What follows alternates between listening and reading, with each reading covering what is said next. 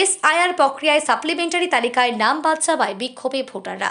বসিরহাট উত্তর বিধানসভার চাঁপাপুকুর পঞ্চায়েতের 157 নম্বর বুথে সাপ্লিমেন্টারি তালিকা প্রকাশ হয়েছে। তাতে 403 জনের নাম ডিলিট বা বাদ হয়েছে।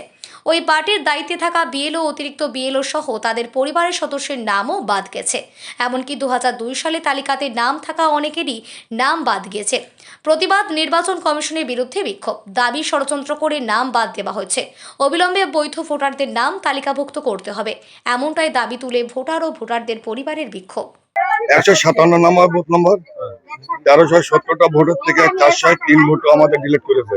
আমরা দীর্ঘদিন আজ 20 বছর ধরে ভোট দিয়ে আসছি, অথচ নাগরিক কর্তব্য আমাদের 403 জনের ভোটের থেকে ক্যান্সেল করেছে, আমাদের ডিলিট করেছে। ওইদিকে ছিল, কিন্তু আমরা চাচ্ছি একটা জিনিস, যে আমরা আজকের 18 বছর বয়স প্রাপ্ত বয়সের পরের থেকে আমরা যে ভোট দিয়ে আসছি, কিন্তু এতদিন ভোট দেওয়ার পরে, আজকে 20 বছর ভোট দেওয়ার পরে আজকে আমাদের নাগরিকত্ব কর্তব্য কেন নেওয়া হলো আর ভোটটা ডিলিট হলো। আমাদের নির্বাচন কমিশনের এটা জবাব চাই।